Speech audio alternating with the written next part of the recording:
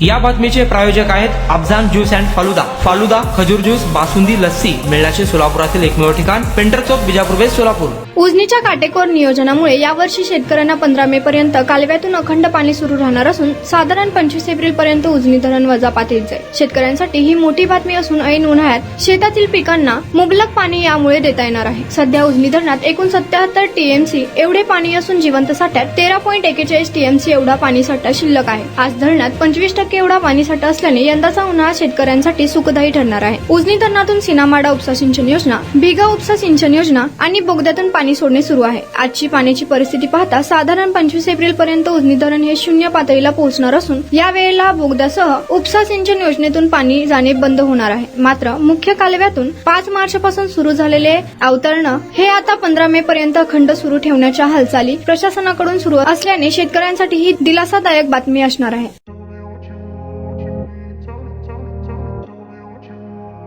सोलापुरात गेल्या 25 वर्षापासून फ्रेश ज्यूस मिळण्याचे एकमेव ठिकाण अफजान ज्यूस अँड फालुदा।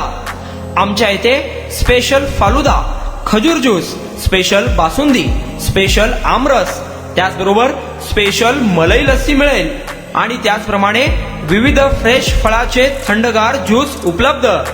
फॅमिलीसाठी खास ज्यूस पिण्याची स्वतंत्र सोय, पार्सलची सुविधा। आता घर बसल्या झोमॅटोवर ऑर्डर करा अफजान ज्यूस अँड फालुदा। तर मग चला ना अफजान ज्यूस अँड फालुदा येथे एकदा अवश्य भेट द्या।